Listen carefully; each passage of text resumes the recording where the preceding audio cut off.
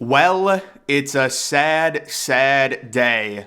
Ladies and gentlemen, the final countdown, the final official college football betting video. This is going to be it. These are my final takes on the rest of the college football bowl games. We've got, looks like maybe 11 or 12 games left, and then I will do probably a national champion, at least one video on the national championship, whoever that is and stuff. But just in general, guys, this is going to be it. We're going to take a look at kind of the lines. It's crazy how these lines have been affected recently over the past few days.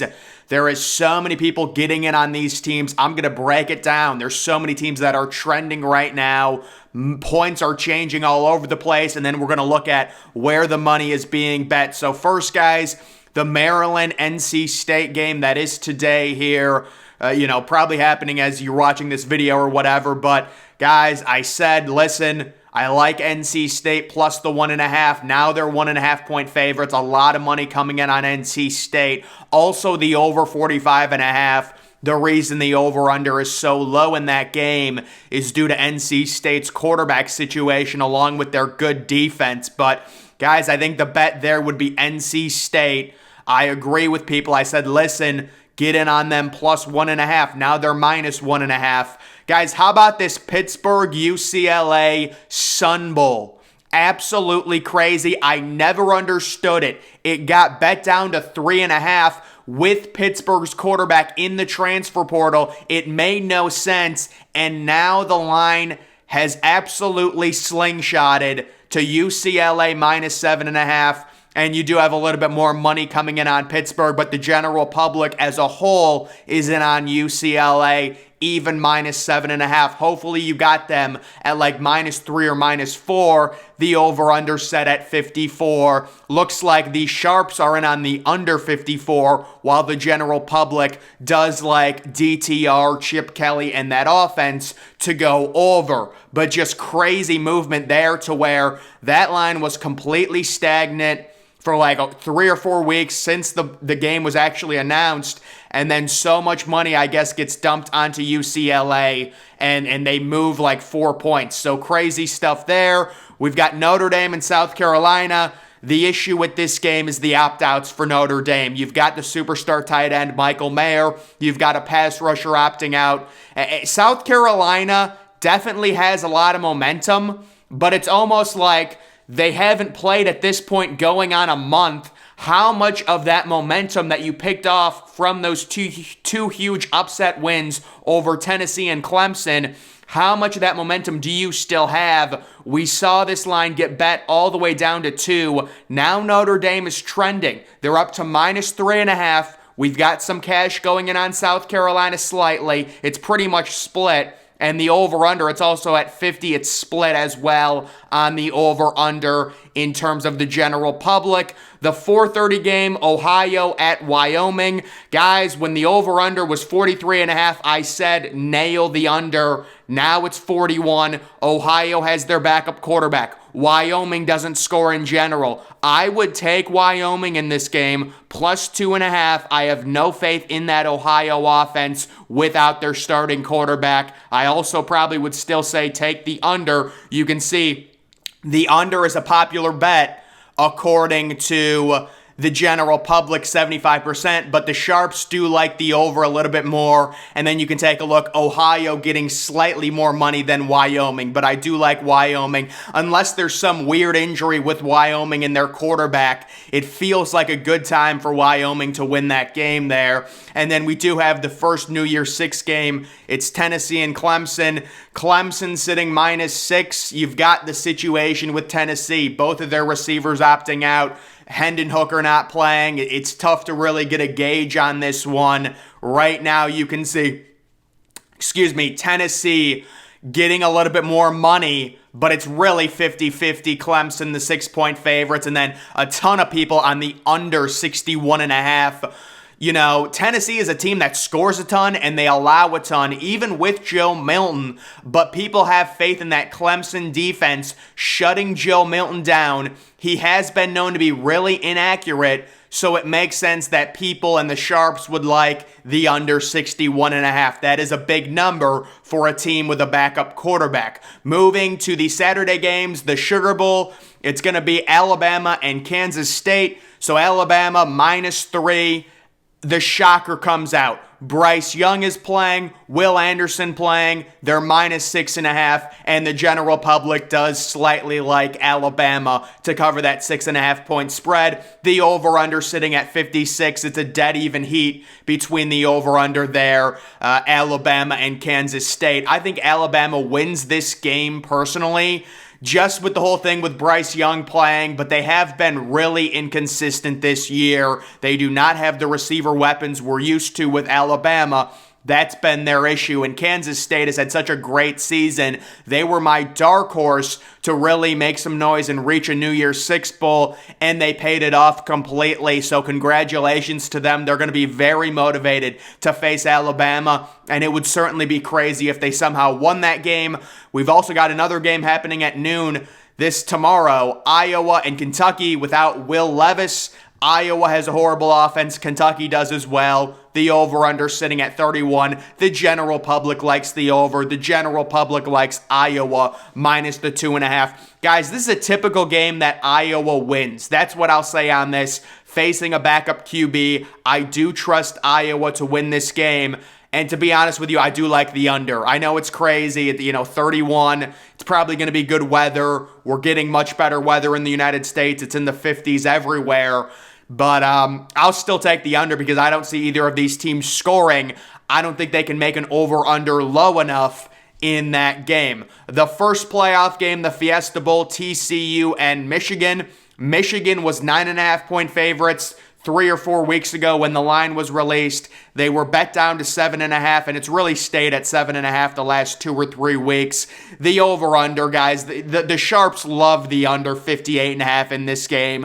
I've got a score of 30-27, so that would be slightly under. You can see the general public kind of split on it, and really split overall on Michigan covering the 7.5. I think TCU covers and keeps this game close because Michigan's overall talent is not going to overwhelm TCU. Yes, they're more talented, but I think TCU, nothing to lose. They're going to play hard. It's going to be close. Michigan will pull it out, but it'll be a surprisingly good playoff game. That is my opinion on that. And then the nightcap, the primetime game, it's Ohio State. It's Georgia to beckon in the new year. We've got Georgia sitting -6.5. They've been there for basically the entire last month. More money coming in on Georgia, 72%, and then the over-under at 62.5. I love the over, and so does the general public, but the professional bettors like the under in the Ohio State-Georgia game. It just feels like Georgia giving up a lot of passing yards. Ohio State doesn't have a great defense, but does have an explosive offense with Marvin Harrison Jr., Emeka Egbuka, Julian Fleming, getting Mayan Williams back. Ohio State should be a lot better on offense. I certainly like Ohio State plus the 6.5 in this one. Every analytical model will tell you that Ohio State is good value plus the 6.5 because people are overreacting to their loss against Michigan. And yes, it was a horrible loss. Yes, Ryan Day really has to do something to prove himself that he's actually a good coach. But Ohio State, let's not overreact. It was one loss. They're still basically even in terms of overall talent with Georgia, and I think people are really ignoring some key warning signs when it comes to this Georgia pass defense, along with Ohio State and Ryan Day really deploying a complete artillery barrage of a fast-paced offense, and I think this is a statement game for Ryan Day. He has to do something. We're just, you've got to do something, man. I don't know. You need to win this game somehow. Let's be honest. So guys, it's interesting. Those games were on Saturday. Sunday, there's no college games because of the NFL. And then Monday, we get the rest. So the noon game on Monday, Illinois, Mississippi State. Obviously, this game, Mike Leach, Mississippi State's going to be playing very hard, I'm sure. And then you also have the situation with Illinois. So sad. Illinois makes a really good bowl game here. I believe this is the Citrus, and Chase Brown is opted out of this game, guys. It is so sad. I don't blame Chase Brown. I really do like him. He's a really good running back. He reminds me of Christian McCaffrey, but it's just so sad. So, guys, we've got some money coming in on Mississippi State, and with the Chase Brown news, Illinois was actually 2-point favorites. The line has moved 3.5 points, and now Illinois is 1.5-point underdogs. Mississippi State, I'm sure, is going to be playing very hard. It just seems like the stars are aligning for a Mississippi State win for Mike Leach, Chase Brown opting out. It just feels like it's aligning. Sometimes you got to go with fate, and fate tells me Mississippi State wins this game with the situation there. LSU and Purdue. LSU, guys, they opened -6. I said, listen, they're going to crush Purdue. And then we had Jeff Bromleaf. And then we had Aiden O'Connell, Purdue's starting QB, opt out. And now we have an absolute ballooned spread to 14.5. But also, how about Keyshawn Boutte, the wide receiver for LSU, opting out of this game and declaring for the NFL draft after saying he was going to come back to school? Oh my goodness. It's just the typical college football player. But guys, this game kind of reminds me of the Oregon game where I almost wonder if this spread is too bloated. Like, I'm almost tempted to take Purdue. Well, I will say, Purdue is without their starting quarterback. It's hard to trust the team without their starting quarterback and their head coach. You know what? I would say just stay away from it or go in on LSU because it's just too hard to trust the team. Over/under at 56. I probably like the under in that game.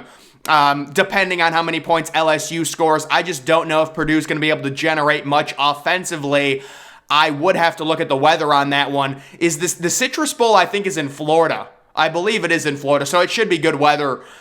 Moving to the Tulane USC game. USC only 2-point favorites. How about all of the sharps? They're in on Tulane +2. 86%. The general public slightly likes USC. The over/under, oh my goodness, they love the over, 62, as long as Caleb Williams is healthy. Guys, we saw, though, Jordan Addison not playing in this game, but I do think USC, I think this is going to be a big Mario Williams game. The transfer from Oklahoma came with Caleb Williams and Lincoln Riley. He's going to break out. But Tulane seems like good value, plus the 2, and the over is the play on that one. And then how about this? Guys, this is actually a really good alignment we've got going on Monday. So you have the Rose Bowl at 5 o'clock leading into the Monday night game, Josh Allen versus Joe Burrow. I think that's awesome that they're doing that. We do have money coming in on Utah. Guys, I love both of these programs. I've got so much respect for Penn State and Utah, but I cannot see Utah losing back-to-back Rose Bowls. So I like Utah to win this game and cover the 2-point spread. You can see people are very split on it, but of course we love the over. In any Rose Bowl, we love the over, 52.5. The general public loves the over. We saw last year Utah and Ohio State. What was it, 48-45? So yeah, the over always seems to hit in the Rose Bowl. It's just the way it is. Certainly, we're hoping for clear skies. You want that sunset that we always see. Guys, isn't it interesting? This is something. How UCLA plays their home games at the Rose Bowl, but the stadium, it's almost like it totally transforms. It's almost like it's a different stadium during the actual Rose Bowl from when UCLA plays. And I know UCLA has attendance issues and things like that, but I'm not even just talking about the attendance, just the atmosphere, just the stadium. It's like it almost transforms. You know, like if you're a casual college football fan and you watch every UCLA home game and then you watch the Rose Bowl, you would say those are two different stadiums 100%. That's what, to me, I mean, it's so interesting how that works. But yeah, certainly we like Utah in that one to win that game, and you know, they had such a great game against USC, winning the Pac-12 championship and really establishing themselves as a really solid college football program. I cannot see them losing back-to-back Rose Bowls. But guys, that's going to do it for this video. The final update here, again, I'll probably come out with a national championship pick, you know, the betting and everything like that, depending on what game it is, whether it's I think the likely matchups, the most likely matchup would be Georgia versus Michigan. The second most likely matchup would be Ohio State versus Michigan. The third most likely matchup would be TCU versus Ohio State, and then TCU versus Georgia. Apparently, I saw a future line on TCU versus Georgia. Georgia was minus 17 if they meet in the national title. So that's just great. But I think what I'm hoping for is Michigan versus Ohio State in the national title, a total Big Ten takeover, and a crazy rivalry national title that we never see in college football. That's what I'm rooting for to happen, honestly, an Ohio State-Michigan rematch. It would be so great for college football. It would be a ratings record, and it would actually probably, I would say maybe outrate the Super Bowl. I'm just kidding. It wouldn't, but it'd be cool to see, and it would get a lot of ratings. But either way, guys, that's going to do it for this video. Make sure you're following me on Twitter. Link to that's always in the description.